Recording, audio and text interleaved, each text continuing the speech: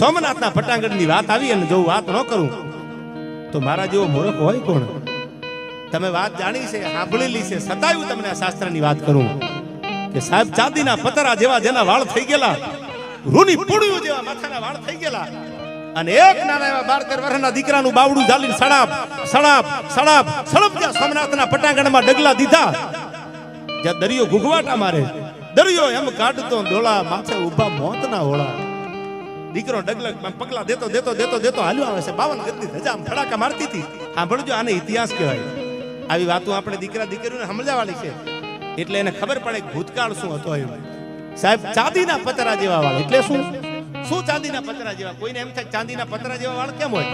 સફેદ વાળ થઈ જાય ને એનો કલર ચાંદીના પતરા જેવો કવિએ કીધો છે. એનું અતિશોકમાં ઉપમા અલંકાર આપ્યો છે, એનું રૂપક આપ્યું કે ચાંદીના પતરા જેવા વાળ થઈ ગયેલા, 12-13 વર્ષના દીકરાનું બાવડું ઝાલેલું, અને સોમનાથના પટાંગણમાં જ્યાં હું તમે બેઠા ને સડાપ સડાપ સડપ ડગલા દેતી દેતી દેતી દેતી જગદંબા જેવી રાજપૂતાણી આવે છે.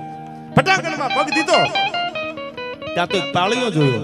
આજે તમે દર્શન કરવા જાવ છો, જે ધજા સોમનાથના મંદિર ઉપર ચડે છે એ પેલા ધજા જેના પગમાં મૂકવી પડે છે એ પાળીઓ જોયો એટલે દીકરો પોતાની માને પૂછે છે કે માં કોણ છે?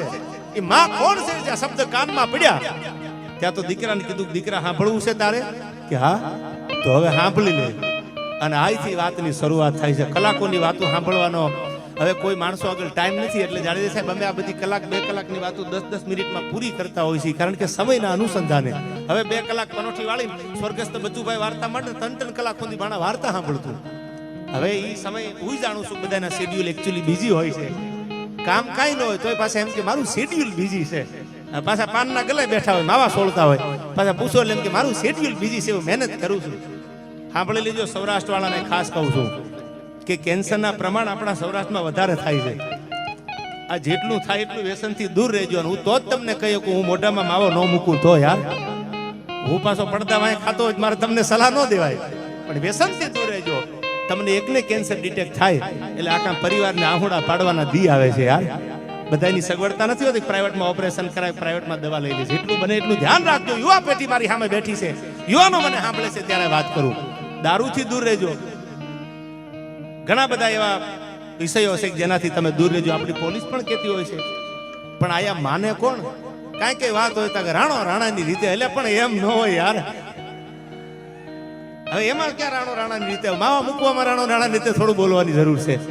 હામી હામી ગાડીઓ મળે જાડેજા સાહેબ, હાંકડું નેવાળું હોય, સિંગલ પટ્ટીનો રોડ હોય, ત્યાં પાસે એમ કે રાણો રાણાની રીતે. એકને તો પાસી લેવી પડે ને, 2 ગાડીઓ ભેળી થોડી નીકળે સાહેબ. જે પાસી લઈ લે ને ગાડી એ સમજી લેવું કોક ડાયો માણસ છે, એની ખાનદાનીમાં ક્યાંક ઉજળા સંસ્કાર છે. આવા બનવાની જરૂર છે આપણે. જરૂર પડે કે વતન ઉપર આફત આવે કે બીજા દેશ આવીને આક્રમણ કરે, તેથી તમે તમારે વયા જાવ, તમને રોકે ને માતાજીના હમ છે, તેથી ક્યાં રોકવાની વાત આવે છે? પણ ધર્મને બચાવવાના પ્રયાસ કરો, સંસ્કૃતિને બચાવવાના પ્રયાસ કરો. હવે હવની રીતથી આ રાતને અંજવાળી છે. આ રાત અંજવાળવામાં બધાયનો ફાળો છે. ઝૂંપડામાં રહેવા વાળો એની મહેનત છે, આ કલાકાર બેઠો એની મહેનત છે, આ કલેક્ટર બેઠા એની મહેનત છે. પણ શું લખ્યું છે સાંભળજો કે હવે હવની રીતથી આ રાતને અંજવાળી છે. કોઈએ દીવડામાં પ્રગટાવ્યા તો જાડેજા સાહેબ કોઈ પોતાની જાતને બાળી છે. આ રાત એમના અંજવાળું નથી આપતું, આ જાત બાળી દીધી ને અંજવાળું મને તમને દેખાય છે. અને નાજીર તો એમ કહેતા કે કોઈને આગ લાગુ છું, કોઈને નૂર લાગુ છું, ખરેખર તો હાવ ખાલી છું, સતા ભરપૂર લાગુ છું. તમારી આગળ કાંઈ હોય જ નહીં, ખીચા ખાલી હોય દુનિયા કે એની વાત ન થાય તો માની લેવું ભોળાનાથની દયા છે. ખરેખર તો હાવ ખાલી છું, સતા ભરપૂર લાગુ છું. અને તમારા રૂપની રંગતને ભરી છે મારી આંખોમાં. લોકોને લાગ્યું કે હું ચકચૂર લાગુ છું. અરે મેં ક્યાં કાંઈ કર્યું છે, પણ દુનિયાને એવું લાગ્યું હું ચકચૂર છું. હવે સાંભળજો, આ નાજીર કહે છે કે કસોટી પર તો નાજીર શું, ખાલી કાચનો કટકો. તમારી મારી કસોટી લેવામાં આવે ને તો આપણે કાચના ટુકડા છીએ, પણ કસોટી પર નાજીર શું, ખાલી કાચનો કટકો. પણ આ તો મારા ભોળાનાથની મહેરબાની છે એટલે કોઈ નૂર લાગુ છું, ખરેખર તો હાવ ખાલી છું, સતા ભરપૂર લાગુ છું. આવા બનવાની જરૂર છે. આવો હાકમ જેવો ડાયરો છે. કઈ વાત કરું કઈ ન કરું, વાતડિયું વગતાળિયું જડજડ ઝુઝવી વાતો, જેડા જેડા માનવીની જેડી જેડી વાતો, એવી વાતો મને કરવાનું મન થાય છે. આવા સમજદાર બેઠા છે અરવિંદસિંહ, ત્યારે મને બોલવાનું મન થાય. સાંભળું જે વાતો કરું. 12 વર્ષનો દીકરો કહે છે માં કોણ છે? આ સોમનાથ મંદિર ઊભું છે ને એની વાતો તમને કરી દઉં, ટૂંકમાં કરી દઉં, સમય નહીં લઉં જાજો. અને તેથી ચાંદીના પતરા જેવા જેના વાળ થઈ ગયા હતા એ માથે હાથ ફેરવતી ફેરવતી આમ પોતાના દીકરાને માથે હાથ ફેરવતી ફેરવતી એટલું કહે છે કે બેટા પનોઠી વાળીને બેસી જા, તને સમજાવું કે પાળ્યો કોનો છે, કોણ છે સમજાવું. અને તેથી ઓલો 12-13 વર્ષનો દીકરો અંદરથી આમ સાંભળજો આ દીકરાના સંસ્કાર મારે જાણવું છે, માં કોણ છે. પછી આ માં વાત માંડે છે, બેટા સોમનાથ ઉપર વિધર્મના દળ ઉતર્યા હતા અને બેટા સોમનાથ એક એક હિન્દુના મંદિર ખંડિત થતા હતા અને એમાં 12 જ્યોતિર્લિંગમાંનું પહેલું જ્યોતિર્લિંગ એટલે સોમનાથ મહાદેવ તરવારું ખેંચાણી મંદિરને ભાગવા માટે દુશ્મનો આવ્યા અને તેથી આ વાયા વેગે બધાને ખબર પડવા માંડી કે હવે દોડો આપણું મંદિર તૂટે છે, દોડો આપણું મંદિર તૂટે છે, દોડો આપણું સોમનાથ મહાદેવનું મંદિર તૂટે છે. તેથી લાઠીના દરબારગઢમાંથી જેના મંગળ ગીત ગવાતા, જેના મંગળ ગીત ગવાતા, લગ્નના ટાણા હતા, આ બાજુ ચોરીએ ચડવાની તૈયારી હાલતી હતી અને એમાં ખબર પડી કે સોમનાથ મંદિર લૂંટાય છે, સોમનાથ ભંગાય છે. સાંભળજો 12-13 વર્ષના દીકરાને ઓલી જગદંબા જેવી માં વાત કરે, બેટા સાંભળ હવે કે પછી માં શું થયું આગળ, કે પછી તો ઈ ચોરીએ ચડેલો એને વરમાળા કાઢી નાખી, કે પછી કે વરમાળા ફેંકી દીધી, પછી એને એમ કીધું કે હવે મારાથી જીવાય નહીં, મારું મંદિર તૂટતું હોય, મારા ભોળાનાથના મંદિર ઉપર કોઈ તરવાર તાણે અને જો મારા ખોળિયામાં પ્રાણ હોય ને તો મારી જિંદગીમાં ધિકાર છે મને. અને પછી ત્યાંથી ગળામાંથી વરમાળા કાઢી, કથા આપ જાણો છો છતાંય સોમનાથમાં બેઠો છું એટલે યાદ કરાવું છું, એ બાગડતા બાગડતા બાગડતા બાગડતા જોડિયા પારેવા જેવી ઘોડીઓ છૂટી થઈ ગઈ. પણ ઇતિહાસ એમ કહે છે, શાસ્ત્રો કુંવારા ધીંગાણામાં જવાય નહીં, લગ્ન કરવા પડે. રણ ચડ્યા મેં તમે કોઈ રોકે નહીં, મર્દને આંસમે કોઈ મોકો નહીં, હોય જોકો ભલે આપના જેવડો પણ કેસરી સિંહના મન કેવડો. રસ્તામાં કથા જાણો છો વેગડા ભીલની દીકરી જેની હારે એક રાત માટે એ રાજપૂત ફેરામ ફરે છે, ચારણ જગદંબા મરસિયા ગાય છે. ઇતિહાસ તો તમે સાંભળજો, આપણા પદ્મશ્રી વિકદાનભાઈ પણ આ ઘણીવાર વાત કરે છે અને મેઘાણીએ પણ જબરજસ્ત વાત લખી છે. અને પછી શું થયું કે પછી તો ઘોડા નીકળી ગયા અને જેના હાથમાં હથિયાર આવ્યું એને લીધા, જે તાળીઓ પાડવા વાળા કિન્નરો હતા એને તરવારું લઈ લીધી. મારું સોમનાથ લૂંટાય છે આજ, મારું સોમનાથ ભગાય છે આજ. હવે સાંભળજો, એક નહીં બે નહીં, હવામણ જનોય, એક જનોયનો વજન કેટલો હોય, બ્રાહ્મણ જનોય પહેરી, જનોયનો વજન હોય કેટલો, આ બ્રાહ્મણોએ હાથમાં તરવારું લઈ લીધી, મારું સોમનાથ ભંગાય છે. આ બાજુ હમીરસિંહજી ગોહિલ, ગંગાજળ કુળ તમારું, ગોહિલનું બિરુદ છે ન્યારું. લાઠીના પાદરમાંથી ઘોડા નીકળ્યા જાડેલા સાહેબ અને સોમનાથના પટાંગણમાં ઘોડા આવ્યા. અને આપ ઇતિહાસ જાણો છો એટલે વાતને લંબાવતો નથી, પણ ઘમનસાણ યુદ્ધ ધર્મનું આ સોમનાથના પટાંગણમાં ખેલાણું. અને ઈ ધર્મના ધીંગાણામાં સોમનાથને બચાવવા માટે જેથી દુનિયાને જરૂર પડી તેથી આ બાપ ઉભો તો. આજે કોઈ મંદિરમાં જઈ માથું મૂકી દે તો હજી ભોળોનાથ આમો હોકાર આપે. દુનિયાને જરૂર પડે તો દુનિયાનો બાપ આ મંદિરમાં બેઠો છે, પણ દુનિયાના બાપને જેથી જરૂર પડી ને તેથી તારો બાપ આયા હાથમાં શમશેર લઈને નીકળી ગયો તો ઈ પાળ્યો હમીરસિંહ ગોહિલનો આયા છે. આ માં દીકરાને સમજાવે છે, સાંભળી લે, આ છે તારો બાપ. દુનિયાના બાપને જરૂર પડી ને તેથી તારો બાપ નીકળ્યો છે. હવે આને તમે એવું માનો છો કે વાત ચડાવી દીધાની છે? ઇતિહાસ એનો ગવાહ છે આયા, પણ વાત ધર્મની વાત હતી. એમ નામ નહીં, ધર્મની વાત હોય તો તમે આગળ થાવ, ધર્મ સિવાય બીજી વાત કરો નહીં. આ હમીરસિંહજી ગોહિલનું બલિદાન ત્યાર પછી વર્ષો વ્યા ગયા અને ઈદ પાદરમાં પાછો એક મહાપુરુષ ભૂલો પડે છે અને એને આમ દરિયામાંથી અંજલિ ભરી અને આમ જોયું કે હવે આ મંદિરનો જીર્ણોદ્ધાર હું કરીશ. આ દેશના નાયબ વડાપ્રધાન સરદાર વલ્લભભાઈ પટેલે પ્રતિજ્ઞા કરી, લોખંડી પુરુષે, કે આ સોમનાથના મંદિરનો જીર્ણોદ્ધાર હું કરીશ અને એને જબરજસ્ત મંદિરનો જીર્ણોદ્ધાર કર્યો. આવા એક નહીં અનેક ઇતિહાસો આપણા છે. એવી વાતો મારે તમારી સામે કરવી છે. ત્યારે મને અહીંથી ફરમાય છે અને બધા બેઠા છે ત્યારે શિવાજીના હલડાની બે કડીઓ યાદ આવે. પછી હું આપણા દેશની એકાદા ક્રાંતિકારીની વાત કરી. વાતો ઘણી છે, હવાર સુધી હાલે એટલી, પણ એકચ્યુઅલી તમારે મારે ટાઈમ થોડો ઓછો છે જાડેજા સાહેબ. પણ હવે બે કડીઓ દીકરીઓ માતાઓ બેઠા છે એટલે કોઈ દીકરી પરણીને જાતી હોય તો તમે કરોડ રૂપિયાનો દાયજો કરો, કરિયાવર કરો, ન થાય તો કાંઈ નહીં, એને મેઘાણીની સૌરાષ્ટ્રની રસદાર આપી દેજો, એને ગીતા આપજો, એને રામાયણ આપો. અને દીકરીને 18 વર્ષની દીકરીને એટલું કહેજો કે બેટા પરણીને જાને એક એક પનું જ્યારે વચાય ત્યારે ખાલી વાંચજે. ખાલી આટલું વાંચી લે ને પછી એના કુંખે જન્મે, દાતાર જન્મે, મરદમાણા જન્મે. આ નક્કી રાખજો, કારણ કે અનેવા ઓડકાર હોય છે, શાસ્ત્રો એવું કહે છે, હું નહીં. અને એ શિવાજીને હાલડું મેઘાણીએ લખ્યું છે. જન્મ તો મહારાષ્ટ્રમાં શિવાજીનો થયો, મહારાષ્ટ્ર વાળાને ગુજરાત વાળાને પણ તો એને હાલડું લખ્યું. અને શું હાલડામાં કીધું તમે જાણો છો. મારે વાત તો ક્રાંતિકારીની કરવી છે, પણ શું કીધું શિવાજીને લાડ લડાવતા ઝવેરચંદ કાલિદાસ મેઘાણી રાષ્ટ્રીય શાયર જીજા ભમાવું ગેલ ચાંદલો ને જીજા બાઈ ને આવ્યા બાળ રે જીજા બાઈ ને આવ્યા બાળ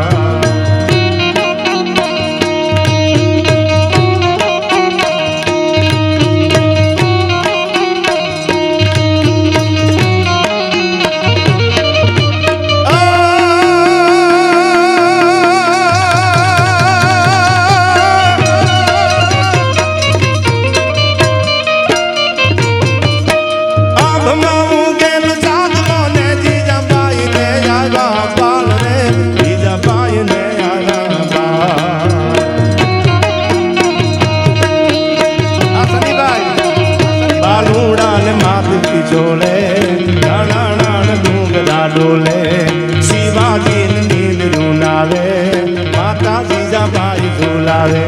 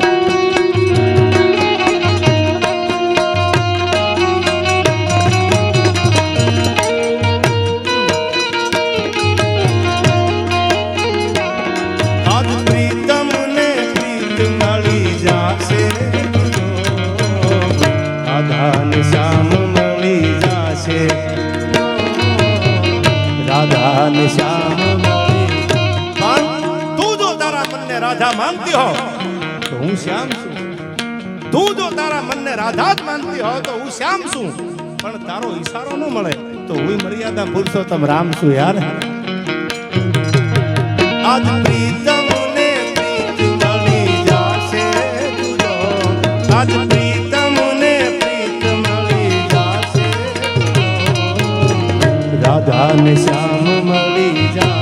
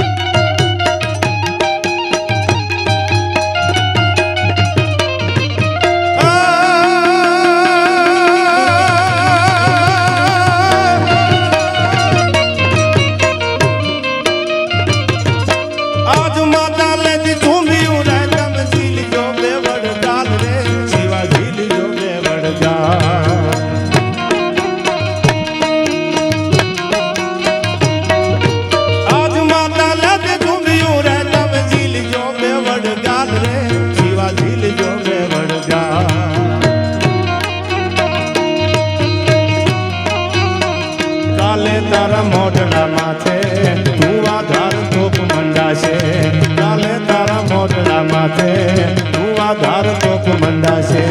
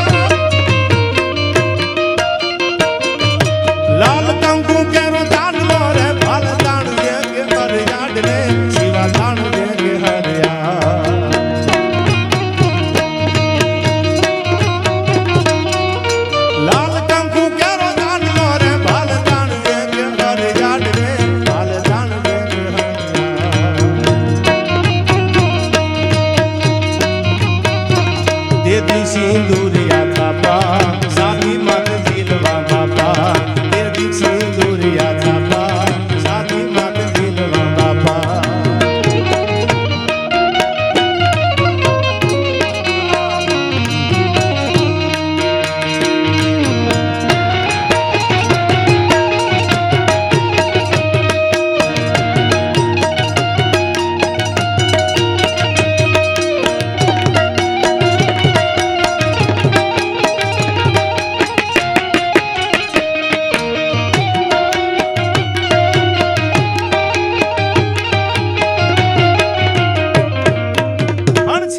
કરી દો બધા યુવાનો માટે ખાસ હું ડાયરામાં કહેતો હું છું.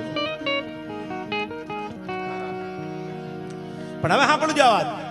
ક્રાંતિકારીની વાત કરી આપને. 7,32,000 ક્રાંતિકારીઓ જીવ દીધા. ટૂંકમાં વાત કરું આપને. 5 મિનિટનો પ્રસંગ. જાડેજા સાહેબ, કલેક્ટર સાહેબ મને બહુ ગમે છે કે ભારત ઉપર અંગ્રેજોના ઓળા ઉતર્યા હતા. અંગ્રેજોના ગુલામ હતો આ ભારત દેશ.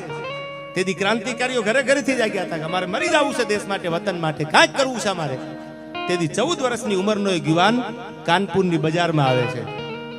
આજ પણ તમે જાઓ, વાત જાણી લેજો. કાનપુર આવ્યો, પોતાના ભાઈબંધને કહે છે કે હવે મારે ઘરે નથી જવું. પંજાબનું લાયનપુર બંગા ગામ અટાણે તો ભારત પાકિસ્તાનના ભાગલા પડ્યા મનરસિંહજી, એટલે ગામ પાકિસ્તાનની હદમાં છે, લાહોરમાં છે. પણ તેથી એની માતૃભૂમિની ધૂળને માથે ચડાવી અને દેશ માટે મરવા વાળો યુવાન તમે જુઓ. શીખવું હોય તો આવું શીખજો યાર. કોઈ ક્રાઇમ કરે ને તમે એનું ગૌરવ લઈ લો ને તમારે ડોન બનવું છે, આવું થોડું શીખવાનું હોય. શીખો તો આવું શીખો. કોઈ 5 માણાને ગરીબને જમાડતા હોય તો એમાંથી કંઈક શીખો કે મારા બાવડે બળાવે તેથી મારે આ કરવું છે, આ સેવાનું કામ કરવું છે. પણ હવે વાત સીધી સાંભળજો કાન ખોલી. તેથી 14 વર્ષની ઉંમરનો માણસ અને એના વિચાર તમે જો. આ વિચારથી આજ પણ એને સેલ્યુટ કરવાનું મન થાય છે મને તમને. 14 વર્ષનું બાળક યુવાન, હજી આ મૂછનો દોરો ફૂટેલો, અને આ કાનપુરમાં આવ્યો. ભાઈબંધ ભેળા થયા કે ભગતસિંહ પાછો વયો જા, જેનું નામ ભગત હતું. અને વિદ્યાવતી ગોરનો દીકરો કિશનસિંહ, જેના બાપનું નામ, કે ભગતસિંહ પાછો વયો જા. ક્રાંતિકારીની વાતો કરવી બહુ હેલી છે, ક્રાંતિકારી બનવું બહુ અઘરું છે. અંગ્રેજી હુકુમત છે. અટાણે તમારે એસપી ની કે કલેક્ટરની ચેમ્બરમાં શર્ટના બટન બંધ કરીને જવું પડે. એક ડિસિપ્લિન થી તમારે ઊભું રહેવું પડે. તો એ તો અંગ્રેજ ગવર્નર હતી. એનો ખોફ કેવો હશે, એનો પાવર કેવો હશે, નક્કી તમે કરી લ્યો. અને અંગ્રેજોની સામે લડવાની વાત આવી કે ભગતસિંહ તું अपने घर चला जा. એના ભાઈબંધે કીધું ભગતસિંહ તેરી અમ્મા, તારી જનતા જે છે, તારી માં જે છે, એ તારા માટે લગ્નની વાતો કરે છે, માગા ગોતે છે. અબ ઘર લौट चला, आजा घर पे और शादी कर ले. અને ત્યારે ભગતસિંહના કાનમાં શબ્દો પડ્યા ને, તેથી આ દેશનો ક્રાંતિકારી બોલ્યો છે. યુવાનો માટે વાત ઘણી વાર કહું છું કે તેથી આ દેશનો 14 વર્ષનો યુવાન બોલ્યો છે કે અબ તો આઝાદી મેરી દુલ્હન બનેગી. આ મારી પ્રતિજ્ઞા છે ભગતસિંહની કે હું લગ્ન કરું તો આઝાદીની આરે લગ્ન કરીશ. ભારતને આઝાદી મળી નથી, હજી આઝાદી માટેના પ્રયત્નો હાલતા હતા. અબ તો આઝાદી મેરી દુલ્હન બનેગી, આ મારી પ્રતિજ્ઞા છે. આવું કરી અને ભગતસિંહ આવી ગયો. પછી એમાં સુખદેવ આવ્યો, રાજગુરુ આવ્યા, આ બધા ભેળા થયા. તમે જાણો છો આઝાદ હું ઓર આઝાદ રહુંગા બોલવા વાળો ચંદ્રશેખર સીતારામ તિવારી.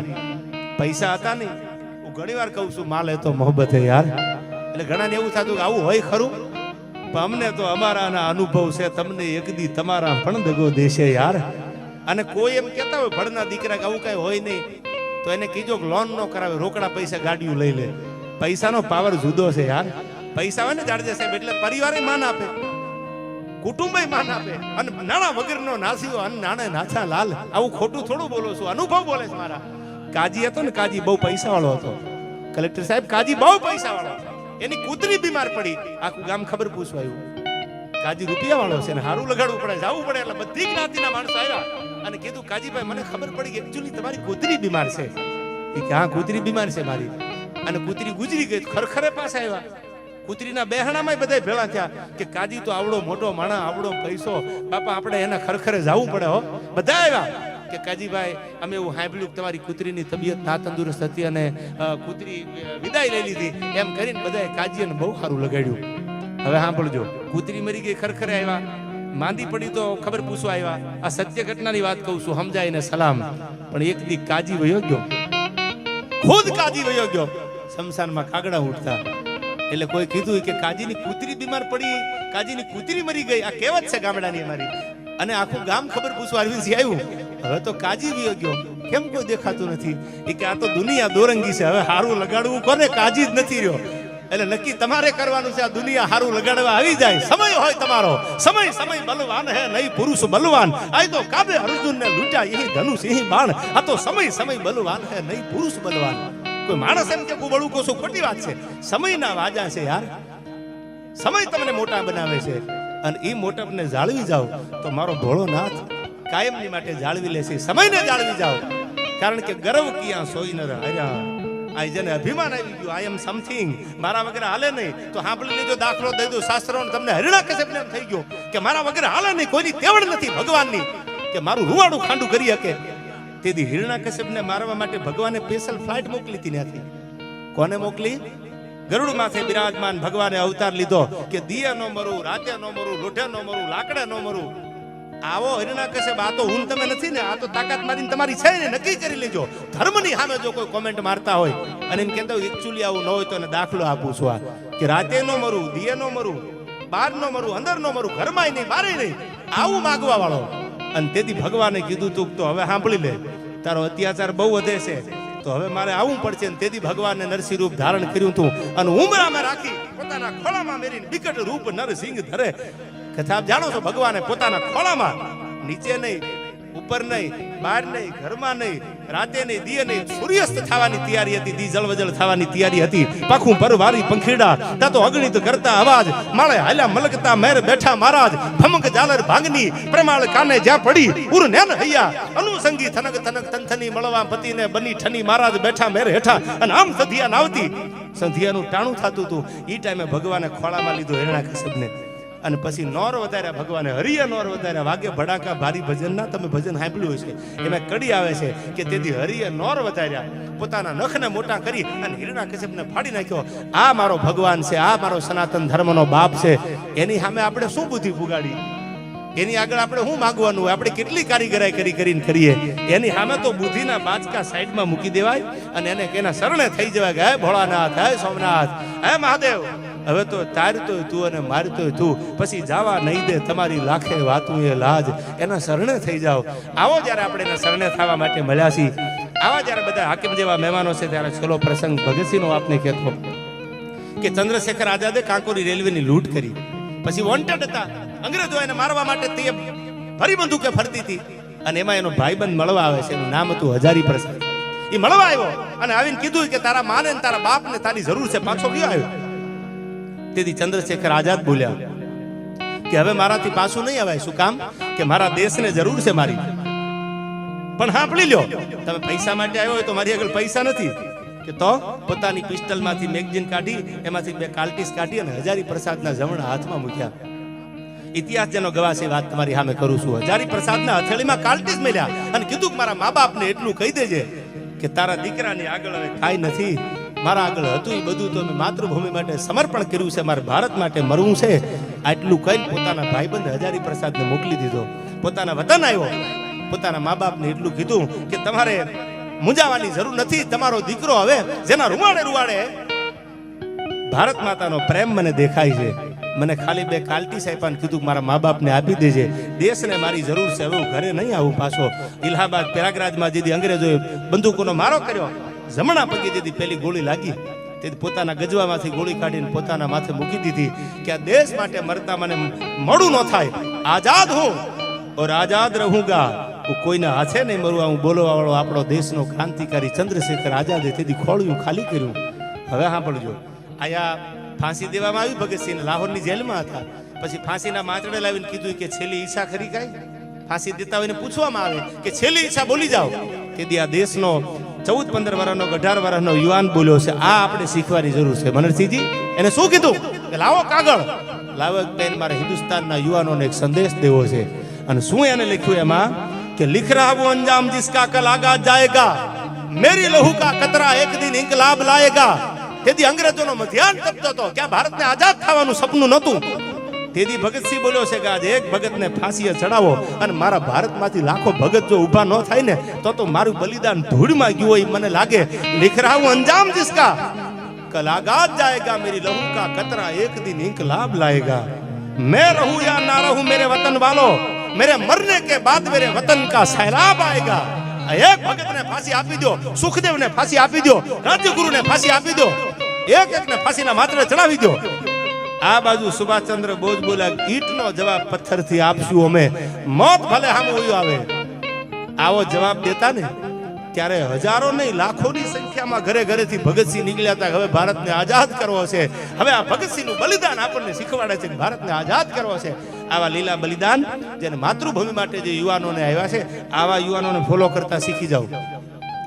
મોટામાં મોટા ન કરવાના ધંધા કરતા હોય કોઈ કામ તો એને ફોલો ન કરો. પછી ગમે એવો માણા હોય, એ ગમે કાસ્ટનો માણા હોય, પણ આવાને જો આવા ન્યુસન્સને ફોલો કરો તો ભારત કઈ દેશમાં જાય છે તમારે કઈ મારે કહેવાની જરૂર નથી, બધી સલાહ દેવાની. પણ આવા યુવાનો જે ક્રાંતિકારીઓ છે એ બધા એને ફોલો કરીએ તો એના જીવનમાંથી આપણને જીવન જીવતા કંઈક મળે. ત્યારે શરૂઆત મેં ગુજરાતથી કરી હતી અને મારી વાતને ગુજરાતથી પૂરી કરવી છે.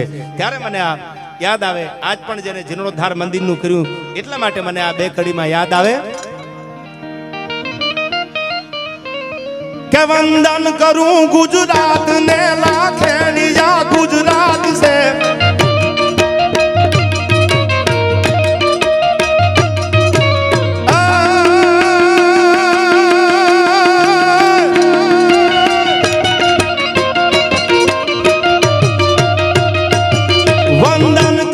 गुजरात ने लाखेड़िया गुजरात से,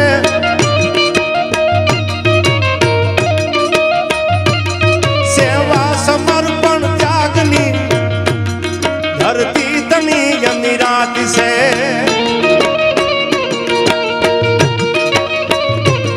सुरासती ना बेअणाया पालिया पूजाई से.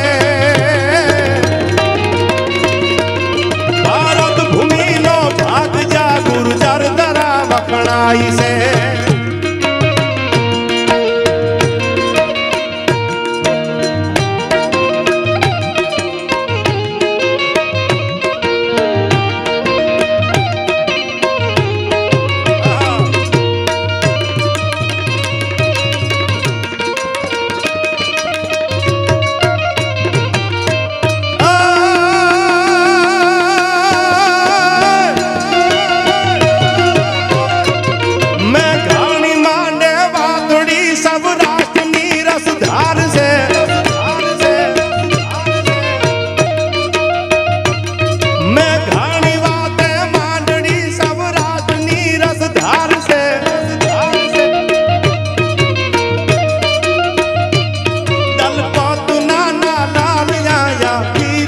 मधुवीर से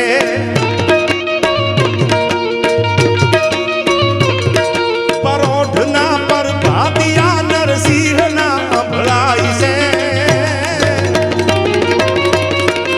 भारत भूमि नो भाग जा गुर्जर दरा वखणाई से, गुर्जर दरा वखणाई से. हर हर महादेव.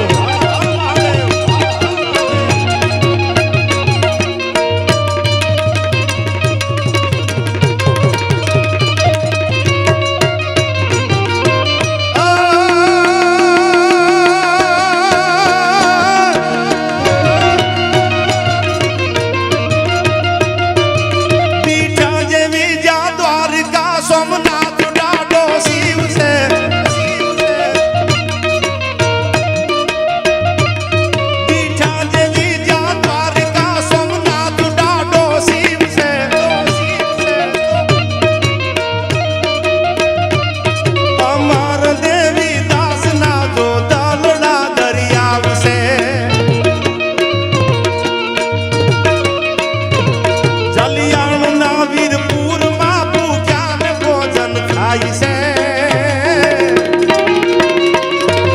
ભારત ભૂમિનો ભાગ જા ગુર્જર ધરા વખણાય છે ગુર્જર ધરા વખણાય છે